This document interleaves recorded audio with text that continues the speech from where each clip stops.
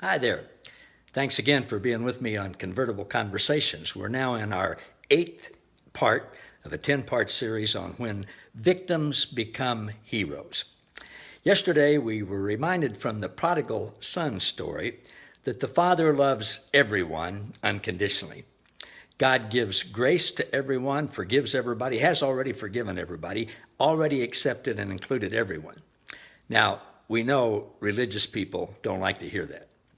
Religion judges, excludes, condemns, separates, and says God hates some people but loves others. And of course, it's always us he loves and hates the others. Well, let's look at what Jesus did to show us the truth. Jesus, God himself in the flesh, Emmanuel, willingly submitted to us and let us, human beings, do the worst of the worst to him. He let us attribute evil to him. He let us believe that God hated Jesus and wanted him dead. He let us kill him, religious people thinking we were doing what God wanted.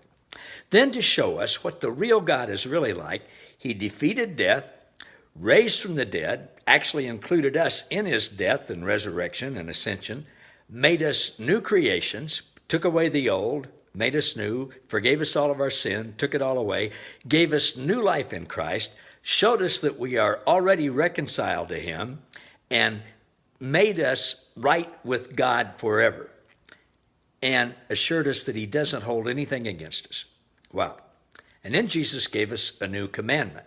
And the implication in the original language is that that new commandment supersedes and replaces all the other commandments. John 13:34, Jesus says, "A new commandment I give you, that you love one another, even as I have loved you. In the same way that I've loved you, I'm commanding you now to love one another, love everyone." So, how did Jesus love us? Well, he included us, he defeated death, he raised us from the dead, he included us in all of that, he gave us new life in Christ, he showed us that all of these things are true about us now, and that he doesn't hold anything against us. And that's exactly how he wants us to relate to each other. In John 3:17, Jesus says, God didn't send his son, Jesus is talking himself, into the world to judge the world guilty or condemn the world, but to save the world through him. Wow. Jesus didn't come to judge or condemn or find us guilty, but to save us. I believe he was successful. Now, that's exactly what Esau did to Jacob. That's what we've been studying in this little series. That's what Esau did to Jacob. That's how he treated him.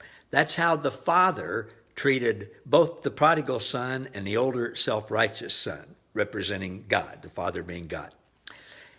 He actually saved them in both cases. Esau saved Jacob, who had deceived him and stolen his inheritance. The father in Jesus' story saved both of the boys from their own self-destructive ways. You know, the word save comes from a Greek word, Sozo, which means to be made whole. To be made whole. The word saved and the word heaven are never in the same sentence or paragraph in the Bible. Did you know that? Being saved has nothing to do with going to heaven. Yes, when you're saved, and we all are, we will go to heaven, but to be saved means to be made whole, to be restored, to be reconciled right now. Saved is not something in the sweet by and by when we finally get to escape this bad old world and get to go to a better place. Saved is for right now. We have been saved. We have been made whole. We've been made right with God. We're pure, without fault. All of those things. We are whole. Now, Esau, like Jesus, didn't judge his brother. The father in Jesus' story didn't judge either one of the boys.